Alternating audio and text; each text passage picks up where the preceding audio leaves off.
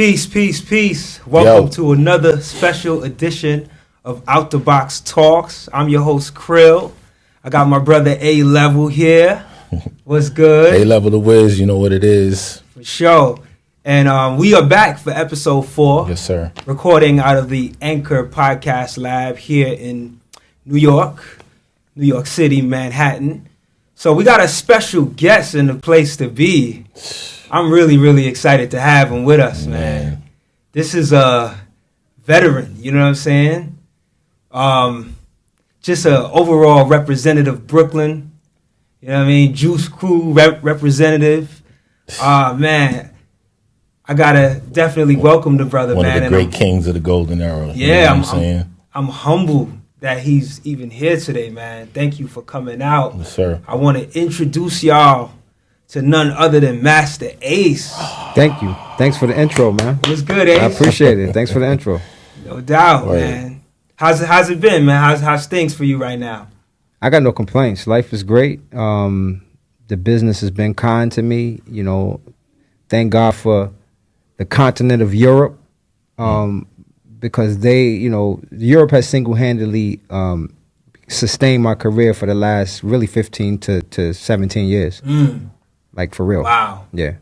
Yeah, I definitely want to talk to you about your experience touring. But I do want to bring it back a little bit. Okay. For the people that may not know, I'm thinking if you're a hip-hop head, you got to know who Masta Ace is, right? Depends on your age, though. Word, that is Yeah, true. sir. For the people that may not know, though, give us a little history on how hip-hop became a career path for you. It definitely wasn't a career path until it was.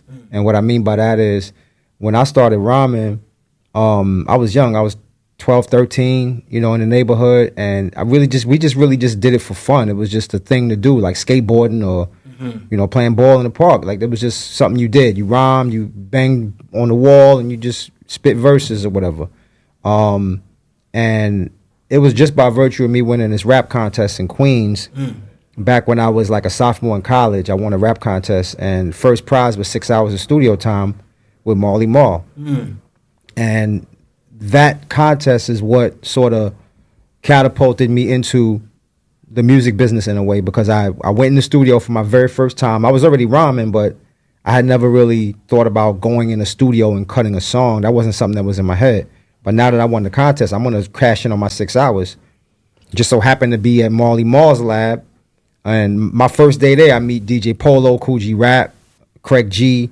So now I'm around people that's making records, and it turned into a career. It wasn't something that I had planned. I was in college. I graduated with a degree in marketing in '88. I thought I was going to go into advertising and get a job at an advertising firm and write TV commercials. Wow. That's where I thought I was headed. And music just kind of said, no, try this out. Like, this is it. When the Symphony video dropped, that classic posse cut, with the Juice Crew, that was the door that opened and said, okay, this is an interesting door. Let's see what's in this room. What else is there, right? Yeah, and it turned into a career. Wow. I mean, it's interesting that you mentioned the symphony, and going into my next question was, I know one of my favorite lines, if not from that entire posse cut, was a line that you spit when you said, "I'm the sheriff and biting is illegal." You know what I'm saying? So I know what it meant during that time, Right. But nowadays it means something a little different. To me, hip hop became the total opposite of what it said it would not become. I know what what you it mean. would not do. I know what you mean. What happened to all those rules, Originality and all that stuff that we stated? Because now it's the flyness to be biting. Yeah. It's fly to sound like somebody else. Yeah. It's cool to be like anybody else. Yeah, I mean, that's a good question. What happened? I guess us as the gatekeepers, we didn't do a good enough job of keeping those rules in place. When the newer, younger cats started to come into the game and started to do things that were a little bit out of what we believed was the way to do it, and we spoke out about it, they created this term called hating. And hating was a term that sort of prevented you as an OG from really trying to check somebody on what they were doing, because you didn't want to come off that way. And that term hating has allowed a lot of stuff to go on that normally wouldn't have gone on. And that's my answer to that.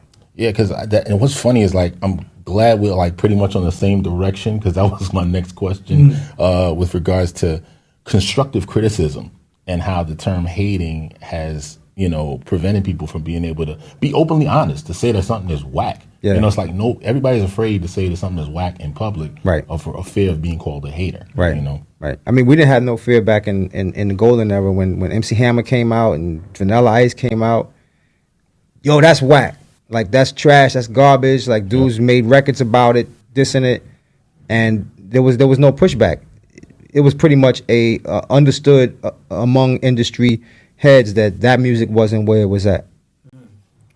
You know, I gotta say, man, one of the things that I really admire about you is your ability to stay relevant and also keep your integrity as an artist.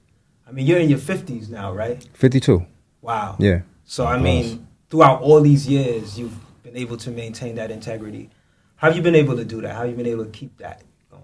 I think it's because I'm a fan of the music, and I listen to the music. I try to listen to everything that comes out, even if it's just let me see what they talking about. This artist is supposed to be the hot dude. Let me see what it sounds like, and I give it a fair listen. If I hear some stuff in there that sounds good, I'm like, okay, I mess with this. This is kind of cool. This is new. This is different. I didn't stay in a box mentally. Like, you know, some of my peers who, you know, had big records in the late 80s, early 90s, they had big hits, and creatively, once you have that hit, it kind of defines who you are. For some people, it defines who you are for the rest of your career. You're always going to be known for that hit, that record, that single, that big song. And so you kind of become comfortable because you've like, I made it. This is the record. This is my signature record. And as an artist, I never really had that signature record. So it was always trying to elevate and go to the next step. Like, I haven't done it yet. And I've just kind of walked, even though, you know, maybe my fans don't feel that way. I've always felt like I'm not there yet. Like, I'm still trying to get there, wherever there is. Mm-hmm. And so that has caused me to continue to push the envelope creatively and you know, go in the studio and make something new and different and better and fresher than the last thing. And that's what's allowed me to continue to be creative the way I have. That's dope, man. So basically, like, every project that you release, everything that you drop, I think I remember Denzel Washington saying at one time was like, you know, what was his key and his secret for his success as an actor, and being able to, he said, I never watch my movies. I don't really watch my movies because me watching my last movie, it's like I end up being in awe of that, and I kind of stay in that area. That's smart. Would you say? I don't listen to my albums. Right. I don't listen to my albums. Like, as soon as I'm finished with it, like, it's done, it's recorded, it's in the box, we hand it in, I don't sit down and listen to the album in its entirety after that. Wow. I hear songs, you know, here and there because I'm performing them, but in terms of, like, front to back, let's listen to the album, I just don't do that. You know, you're coming off the heels of a really successful 2018, and I'm saying that because the album that you just put out with Marco Polo, it definitely made my top 10. That is a salute, dude. Thank Brooklyn you. Story. Like, Thank you. I think it's so amazing, and it inspires me that, you know, this hip-hop thing has no age on it no more. Word. It used to be youth culture, and you stopped doing this when I turned in my 40s and 50s, but, you know, you're proving that, you know, that's not so. You know, guys like yourself, De La, you know, you're still putting out relevant material. That's right. Very refreshing, you know, and I honestly, when I before I even heard the album, I was like, okay, what is this going to sound like? And that album is just so excellent, perfectly mixed. You know, like, it just jumps out you. Shout out to Marco Polo for mixing that. Man, you know. And you got a history with Marco too, man. Yeah. We used to work in the cutting room back in the days. We actually that's where I met him. Word? I met Marco at the cutting room. Wow. Yep. Yeah, we worked on a record called Relax with Jay Davey on the Newport Authority album. Okay. So when you see him, so Algorithm said, "What's up?" All right. Hey, bring the mic. You might want to bring the mic a little closer to you so you can or speak into it a little better. Yes, sir. Yeah. All right. Cool. So, speaking about that album, man, like, what well, let me say this. consistently for the past few years, you've been putting out these great concept albums. Thank you. And when I listen to your albums, I hear the theme of Brooklyn all the time. Over and over. Yeah, it's like this theme of growing up in Brooklyn or residing in Brooklyn. And it reminds me, it's reminiscent of the way Spike Lee You got it. depicts his films. Right. Yeah. So I'm just curious to know what is your process for creating these concept albums? What's your formula? Well, it starts off with just songs. Like okay, we got beats. I get the beats. I start writing songs. Once I have lyrics down for, say, 7 or 8 of the records, then I start thinking about, okay, what do these songs mean? But I don't write the songs based on any preconceived theme for an album. I write the songs from an honest place. I want to write this beat makes me want to write this song. And then once I get most of the songs written, or I have an idea where the songs are going to go, then I start trying to figure out how those songs would fit into a story, a concept that I want to tell. And so, but that's the order of how things go. I just start making songs from an honest place, whether it's just straight rhymedy rhymes or a concept song with a topic. And once I have most of the songs laid down, then I start figuring out what is this story going to be about. And that's what we did on Brooklyn Story. We had most of the songs recorded, and Marco was like, "So what are we doing? Are you going to do your typical Ace thing and turn it into a story?" I'm like, "Yeah, but I don't know what I'm doing yet." Like for a while, I was like, "I don't know what I'm doing yet." And then something happened. His dad got sick, and he was really, really worried. And when I realized that his dad, from a health standpoint, was in a dangerous place, it made me want to put his dad's voice on the record. And by putting his dad's voice on the record, it said, no, just tell Marco's story. He has a great story. He left Toronto as a young dude with a couple bucks in his pocket, moved out to New York with no place to live, and just figured it out. And here he is, 18 years later, a well-known producer. Successful, yeah. Living in Brooklyn ever since. And so that's how it came about. It was something that happened in real life that inspired the story. Shout out to Marco Polo, man. Shout out. Definitely. MP. Word. And to his dad, Frank Bruno, get well. Yes, That's indeed. Right. So I wanted to talk about, if you don't mind, multiple sclerosis. I read that you said you were diagnosed with that in 2000, but you didn't go public with it until 2013. Yeah, much later. Why was that? Any specific reason why? Yeah. Okay. Well, when I got the diagnosis, it kind of renewed my desire to create another record. And I said, I'm going to make this record. It might be my last record. So I went into it with that mentality.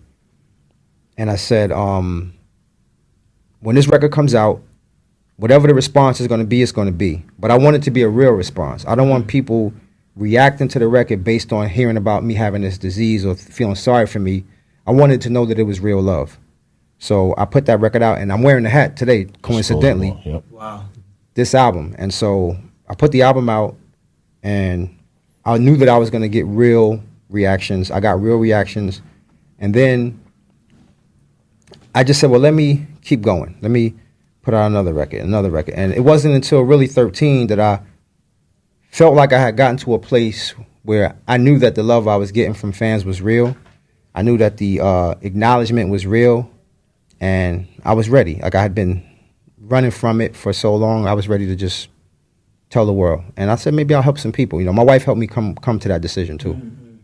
So what you explain, like, what was your life like in terms of like your diet, exercise, beforehand? like, before and after?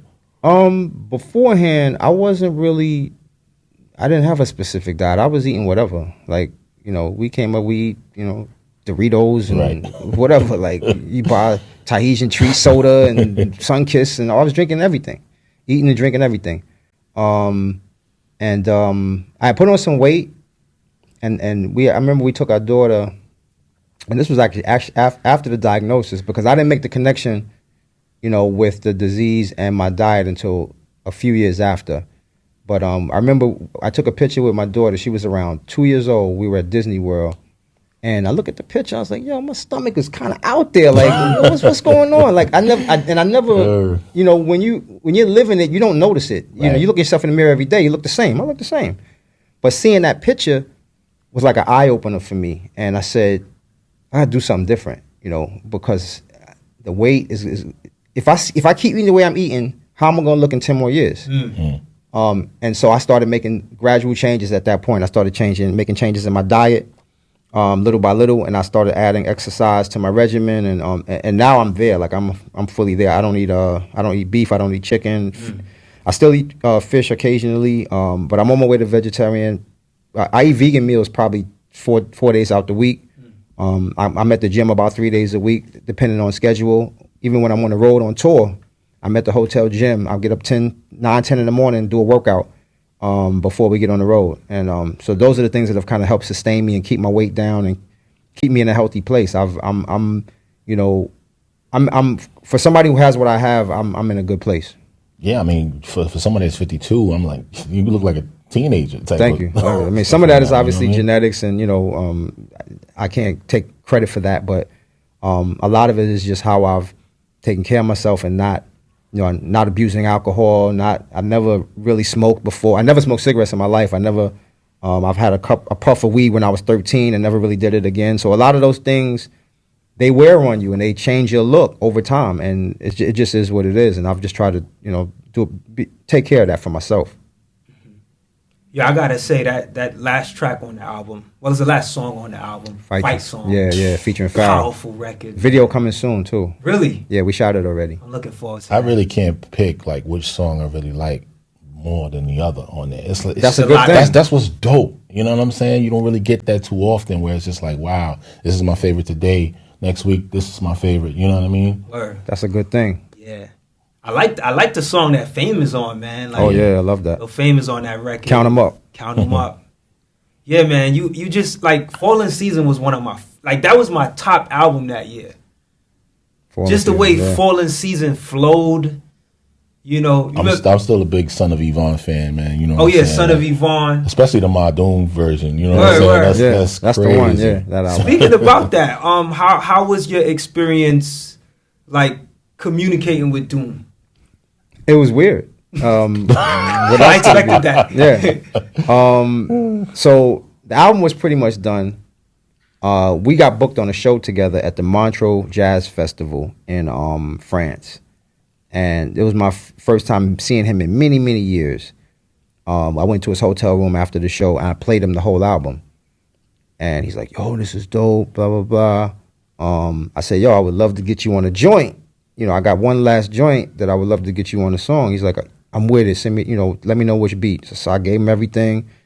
And then 3 months later, I finally got the verse. But I really thought it was at a point where I said, I'm not going to get this verse. Because it was just I was just hitting his cousin up. Like, what's up with the verse? I need the verse. I need the verse. We were like holding the album date, pushing the date. Yeah. And finally I got the verse. And I was like pleasantly surprised that he blessed me. He wrote it for the song. Like he even rhymed about the experience of us doing the show together and everything. Right. And so you shouted out Marco Polo too, yeah, right? Because I was like, that sounded like Marco. Out. Yeah, because Marco was my my stage DJ for that show with Doom. Yeah. So Marco went with me to the hotel room to play him the album and everything. So it was just dope. He's a mysterious guy. He doesn't like to take pictures without the mask, or like we took a picture in the hotel room and he put his hand over his face to take the picture because he didn't have his mask. That's just, Yo, he's a different. That's kind of weird. I was like, have y'all ever seen him without the mask? Like, I have, yeah. Okay, yeah, I have. We saw him without the mask that night, but when it came to picture taking, he definitely was like, boom, threw the hand up. And in this social media era, it's like so easy to just get caught slipping. Yeah, you know what I mean? Yeah. But Doom, man, the villain, man. Shout out to Doom, yes. My favorite MC, man. Did you know when he was Zev Love X? I definitely did. I mean, we didn't hang or anything, but we were definitely peers in the industry. I would see those guys at parties in New York all the time. Yep. That's what's up. I gotta say, man, for you to be in your 50s and still stay relevant, it speaks a lot to your experience and to your wisdom. So if you could share any advice to the young kid coming up, trying to chase fast success in this internet or social media era, like what words of wisdom would you share? Well, I would say stop trying to chase a hit and chase a career, because hits are fleeting. You hot that summer, you got that big record that summer, and then it's over. And if you can't consistently put together quality music, your career is going to be a one-record career. Mm-hmm. And I was just the other day talking to somebody. We was just like naming, what happened to this dude? Remember he had that big record? It was just a bunch of names. I ain't going to say no names right now. I don't want to throw nobody under the bus, but it was a lot of dudes that had like a big record. And you're like, yo, that was a big record. But I ain't heard nothing from him since. It's like 6 years. What happened? Just know that if you really want longevity in this thing, it's about a career, not about a song. Make albums. I don't think people even realize that, this thing we call hip hop is a legacy. Music, black music in general, is a legacy. People worked, slaved, sweated, put their utmost integrity into this. And for it to be passed on, you passing the baton and you just like, later for this baton, it's, whatever came before me, I'm going in this direction. I mean, people really need to understand that, I feel personally, I agree. I definitely agree with that myself. Now, I like to kind of flip the last question, because usually I ask about, what advice to give to the younger generation. But I feel like to a degree, the elders have kind of dropped the ball on the young generation. So if I had to ask the question for the elders or the older generation, what things you think we could be working on to kind of make a better connection of supporting and guiding the younger generation? Well, it's got to start with dialogue. And that's the problem, is that the people from my era, they don't even want to have a conversation with these young dudes. They just like, you're whack, all of that's whack, I'm not messing with it. And it's just a dismissive stance. So that makes the young people go, F y'all old dudes, y'all just bitter, y'all ain't getting it no more, we getting it now. And that's the divide. There's actually a song on the new album with Marlon Craft, a joint called Wannabe, where we're actually kind of on the song having that conversation between the generations. And that song was created kind of by mistake, but it just worked out perfectly the way it came out. But it has to start with dialogue. Young and old got to be willing to sit at the table, push aside all of their preconceived notions, and have an honest conversation about what's going on. Because I hear people from my generation all the time say, man, all this new music is garbage. Mm-hmm. Now that's a broad brush. Like you haven't taken the time to really go and listen to some of the new stuff. There's new stuff out there that's good. Cats like Saha the Prince, cats like J-Rock. It's good music out there. I mean, Elzai to me is not new. New, right? Yeah, but I'm just saying, like, there are new names out there. Joyner Lucases, guys like that Karam, that put together good songs, good concepts, videos are dope. But you got to be willing as an older person to open your mind up to some of it, because some of it's good. There's a lot of garbage out there. I'm not fighting that at all. But it's our jobs to find the good stuff. So that's what I try to do, is find the good stuff. And then we can have a dialogue at that point. Yeah. And I think what's great for that, but dialogue, it needs to happen both ways. The elders need to stop being so dismissive. Right. And the younger people need to have an open mind. And be willing to take a lesson. Receive, right. Balance. Be willing to take a lesson. You know what I'm saying? Like, when we was younger, if an older guy came up to us and just pulled us to the side and was like, yo, let me break something down to you. We had respect. We would listen to that person and try to take in what they're saying and see, how we could use it to help ourselves. So the young people definitely got to have their minds a little bit more open too, and be willing to listen to what we got to say. And I mean, like, when old folks back in the days that had something to say, we just let them talk. We just let them talk. Right. We ain't disrespect them. They earn that right to talk, whether you agree with them or not. You know what I'm saying? Like you say, we ain't disrespect them. Right. You know what I mean? That's definitely true, man. Thanks for sharing that. So what I want to do at this moment is I actually take a break go into some music. Let's go into something from the album. Anything you wanna? Man, let's play Brooklyn, man. That's right. Let's go with the single. No doubt. So we'll go with that, and that's featuring Smith and Wesson. Definitely. Right, and we'll come right back. So keep it locked right here. This is Cril. A-Level is with me, and we got Masta Ace in the place. So keep it locked right here on Out the Box. Welcome back to Out the Box Talks. My name is Cril. Got my brother A-Level, my co-host, in the place to be. And we got Masta Ace still in the chair. I'm still here. Thank you for staying with us. Definitely. And kicking it. My next question is in reference to touring. Okay. I know you've done quite a lot of that. Thank God, yeah. Yeah, give thanks. What has that experience, how's that experience shaped your perspective on your artistry?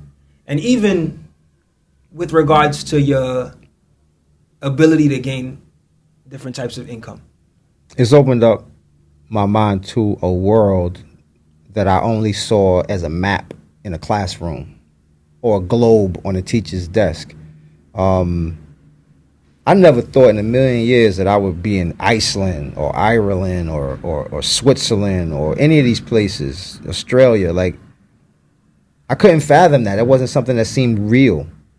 And then for this music to take me really around the world, I've been to every continent except Asia.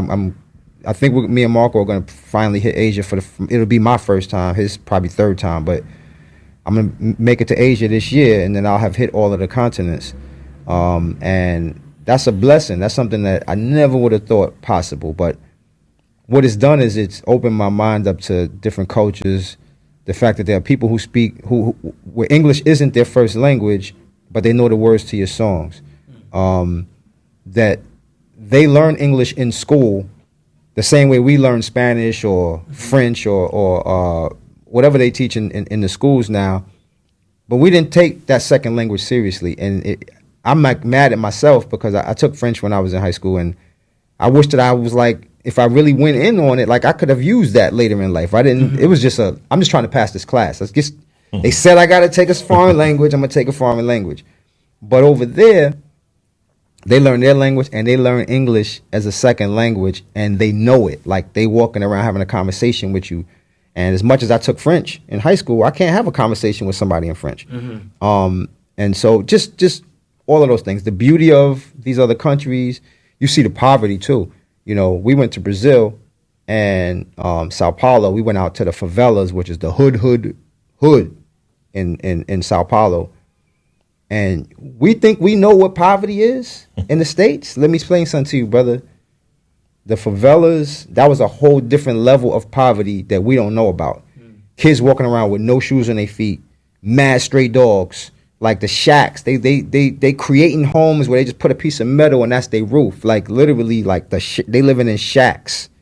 And it just opened my eyes to a lot, man. Like, I just started to see the world in a different way, and to see our world here in the United States in a different way. Yeah, it changes your whole perception of things, man. You know, what I wanted to ask you is, Masta Ace Incorporated, you know, sitting on the INC, right? The yellow tape, Slaughterhouse. What was your thought process walking into that album? You know, coming out of the whole Cold Chillin', Juice Crew, Take a Look Around, debut. I wanted to do a record that was as far away from that as possible, as far away from the single Me and the Biz, you know, as possible. I just felt like, you know, because I was on Warner Brothers. Cold Chillin' was distributed by Warner Brothers, and Warner Brothers was really they were the ones that were really driving the car. So they determined that Me and the Biz was going to be my first single. And so we do this video and the puppet and the whole bit. And, you know, that was the one. If you listen to that album, that first album, Me and the Biz was really the only song on there that was a little bit lighthearted, a little, you know, just a fun record. Everything else was super serious. I was trying to teach and educate and music, uplift. Man, that was my joint. And so for them to pick that single out of all of the songs to go with, I just wanted to, creatively, I wanted to be as far away from that single as possible, because that song wasn't really indicative of who I was as an artist. But that just goes to show how majors think. We don't care who you are as an artist. This is the record that we think can be a big record. So this is what we're gonna push. And so, yeah, when I went into that yellow tape, Slaughterhouse, I wanted to make the grittiest, grimiest, hardest record that I could make, and that was the result. And it ended up being so received, particularly on the West Coast, man. You know what I'm saying? I was surprised, because it was at a time when really the Chronic was out, and the Chronic was like this super clean, crisp, well-produced, loud production by Dr. Dre that was all over the radio. And my record sounded way different. It was just dark and dirty, and the drums were dusty. And so it didn't fit with what was being played on the radio at that time. And so there was really a cult following of fans that messed with that album.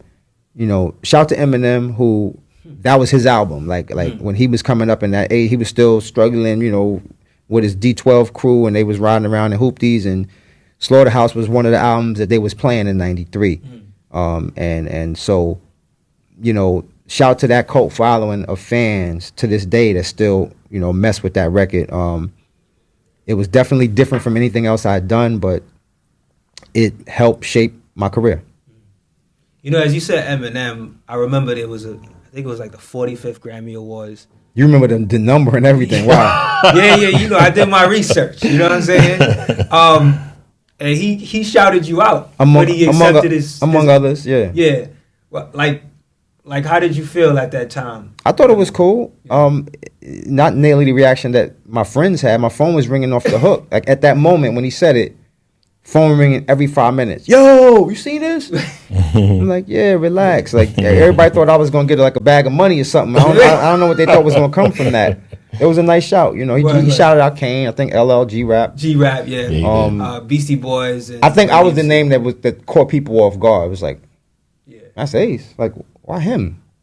I was you looking online and you see people commenting and stuff. One of my favorite diss tracks that you ever put out. I don't know. I mean, I think that might be your only prominent one, the one from Disposable Arts. I think it's called Acknowledge. Mm-hmm. Yo, that track is hard. Like, thank you. I had another one before that. Okay. Called Top 10 List. Got it. Yeah, but yeah. That track, you just kind of slaughtered it. And I was looking at the comments, because it's up on YouTube, and I seen a lot of people saying, "Oh, that's where M got his flow from." I don't know if that's true. So I don't know, but I mean, M was already out. I didn't think about M when I heard it, but then when I listened to it, I was like, okay, it sounds similar. M is a student of the game. He is. We all are, right? Yeah. We all are. Yeah. Yo, I gotta definitely shout your wife out, man. Definitely. Lachey, the Shay Show. Yes. She has her own show. You can plug it. Yeah, please. She usually retweets whenever I play your music on the station. Like it'll come up as a post and she'll retweet it. So I definitely wanted to ask you if you care to share like how long have you been married, if you don't mind me asking? 17 years, 18 Wow. This November. Wisdom. Yeah. So if you care to share, like what words of advice would you give for like being somebody who has your foot in the marriage game for so long? Right. Mm-hmm. For some, a young couple out there that may have just got married or on the path to getting married, what words would you share for them? I would say to the guys out there that the girl that you're chasing because of her body or how she's dressing and her physical attributes, and that's who you're pursuing, that's not going to be your wife. And if you make her your wife, it's not going to last. My wife and I were friends first, like straight up friends, like on the phone, talking mad long. We dated different people while we were friends. So like I looked at her as like a little sister more than anything else back then. And it turned into something that I didn't see coming at all. Like it caught me off guard. And I was just saying to her, what was it, like yesterday, I think, or the day before. I was like, how'd we get here? Like, what the hell happened? Right. Like, we 17 years in the game, 14-year-old daughter. Did you see any of this? She was like, nope, didn't see it coming. Friendship got to be first. As guys, when we young, we in our 20s, we we savages. We out there just chasing butt and trying to hook up with whoever we can hook up. Whoever look good, whoever catch our eye, we trying to see what's good. But in terms of a marriage, a relationship, it needs to be somebody that you're not just physically attracted to, but somebody that you like and that you can laugh with, crack jokes with, be on the same wavelength with about just basic stuff. And it started with friendship before anything else. And a lot of times the right girl is right under dude's nose, but they're not paying them no mind. They're like, oh, that's home girl. Like, we're pushing her to the side. But that's probably who you should be with. Wow. Thank you. Thank you for sharing that. I just had one more question. Clockers. Crooklyn Dodgers. Yeah. Did you get a chance to see Spike Lee work with him during that time? Yeah. Okay. So I guess Spike reached out to Q-Tip and wanted him to produce this lead single. And he said, you pick the MCs. I don't, you decide who it's going to be. So he picked myself, Buckshot, Special Ed. And we went into the studio. We recorded our verses. And then he played it for Spike. And Spike was like, this is cool, but this ain't really speaking to the movie the way it needs to. So I need these guys to see the movie. So we had a meeting. He said, yo, I want you guys to come to this screening. There was only about 25 people there at a small room. And they showed us, they way before it hit the theaters, they showed us the movie. And then after the movie, he's like, see, this movie takes place in the 70s, and your lyrics need to come from that place. And so we all went back and rewrote our rhymes, and that's the song that you actually know as Crooklyn. But there was another version where we would just spit and just rhyming for, whatever. I'm dope. Nobody can't mess with me. Yeah. And so yeah, that meeting with Spike changed the whole trajectory of the song, and we went in and rewrote everything, and that's the song that everybody knows as Crooklyn. Shout out to Spike Lee. And that's amazing that you tell a story that way, because that's exactly how it feels. Like that song felt right for that movie. For the movie, but the original version was nothing like that. Nothing like that. Who are some of the artists that you kind of go way back with that you still have like a really good, solid relationship with, like on respect? I would say Kane, Craig G, close to those guys. Obviously Wordsworth and Strickland, I travel with them forever, so those guys. Me and Sadat are very cool. It's a few dudes. I'm like, when it comes to industry friends, I'm real particular because I know it's so many funny acting dudes that they cool with you when something is really popping for you. They want to be next to you, but then if nothing is popping for you, everybody's running the other way. So I'm just real particular. Like most of the cast that I'm cool with is DJs more than even MCs. It's mostly DJs. You know what I mean? Like the producers and DJs, the premiers of the world, people like that. But it's a few. I can't, off the top of my head, I can't rattle off a bunch of dudes that I'm like on some, I'm gonna call them right now level, but that's just a couple, I guess, a couple of them. I'm glad you shouted out EMC because you kind of serve as, I always kind of look at you as like a big brother, even though you're part of the group. Yeah. What's the status with EMC, and will we get a chance to see something like another project? Yeah, they want to do another record. We talked about it recently, actually. We have a producer in mind that we might want to work with on it, do the whole thing. They're just kind of waiting for me because they know I'm running around with Marco right now, pushing this album probably for another year or so.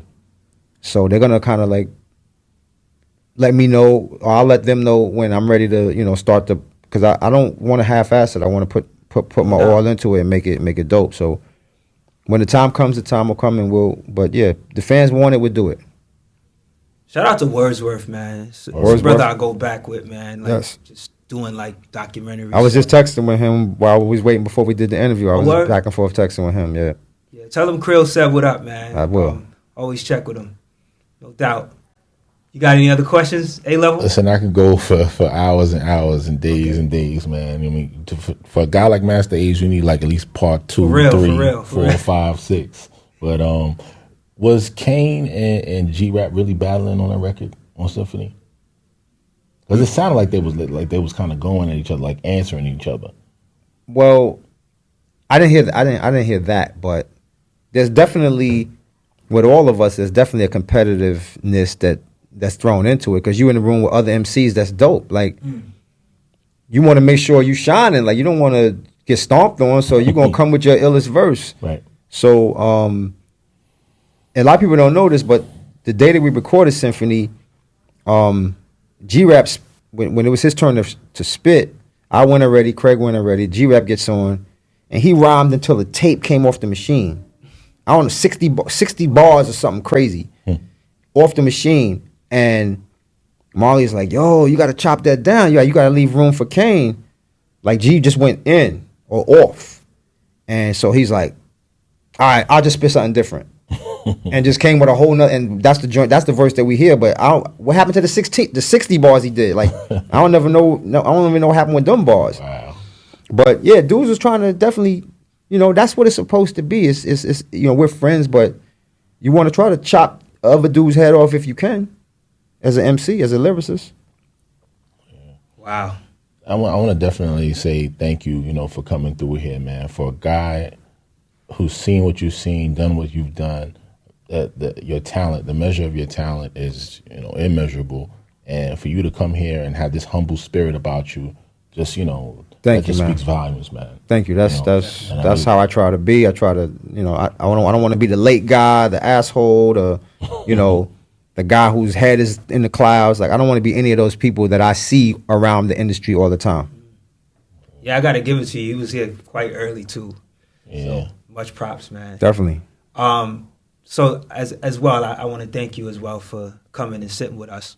As we close out the show, anything that you want to say as far as like the next steps, next projects? Well, I just want to definitely big up Marco Polo and let people know the album is called A Brooklyn Story. It's available on all formats.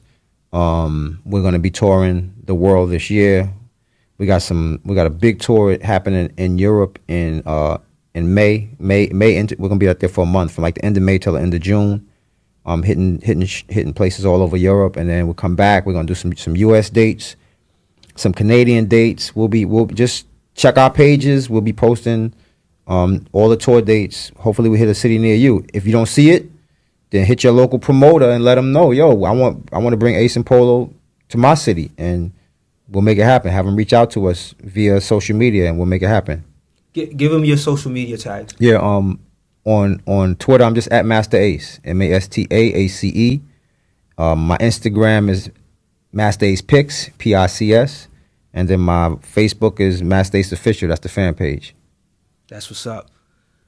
All right, people. Again, thank you, brother Masta Ace, for kicking it with us. Of course. Definitely. All the best. Appreciate for the next steps as far as success is concerned.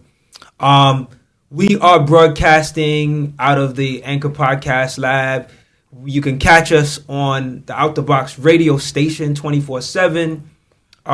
We're also available through the iTunes podcast app as well. We're all over. Catch us out at Out the Box Media on Twitter, Out the Box Media on Instagram. We'll be back in another couple of weeks for our next episode. But till then, keep it locked to our station for all the dope music representing the finest and quality underground independent hip-hop in today's scene. And again, thank you, Ace. Much success. And we out of here. You. Peace. Peace. Peace.